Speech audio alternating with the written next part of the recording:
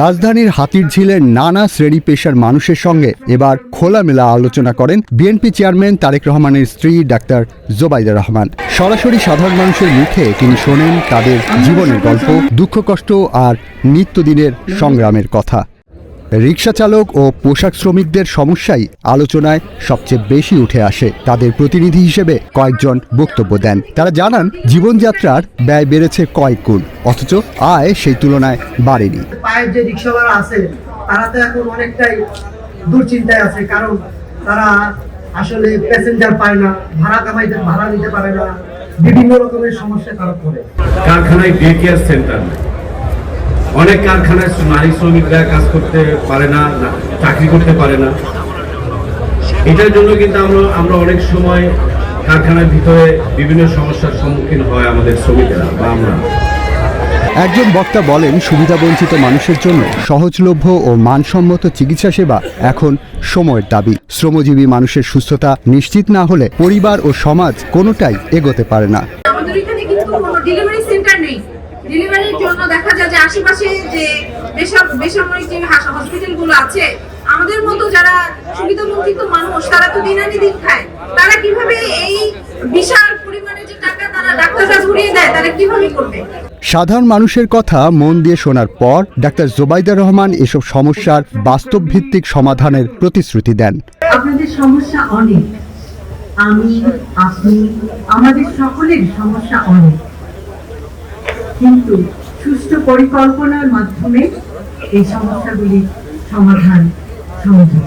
এ সময় তিনি আরো বলেন, সবার আগে দেশ, দেশের মানুষের চেয়ে বড় কিছুই নেই। আমরা বলি আমার আগে আমরা, আমাদের আগে দেশ, ক্ষমতার আগে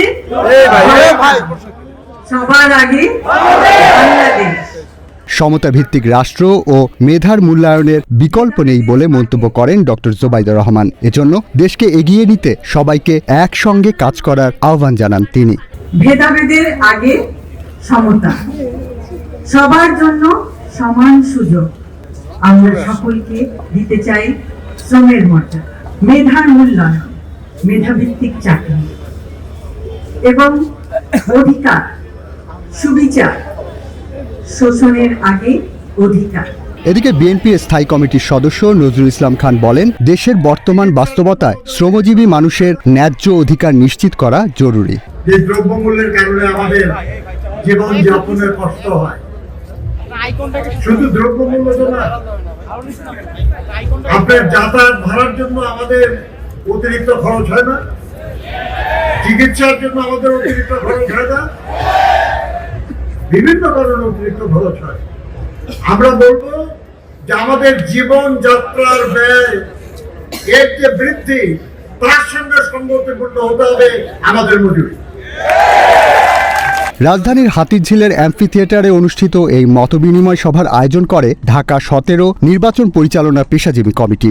সভায় বিভিন্ন শ্রেণী পেশার মানুষের সরাসরি অংশগ্রহণে উঠে আসে তাদের জীবন সংগ্রাম, সমস্যা ও প্রত্যাশার কথা। আয়োজকদের মতে সাধারণ মানুষের কণ্ঠস্বর তুলে ধরতেই এই খোলামেলা আলোচনার আয়োজন করা হয়েছে।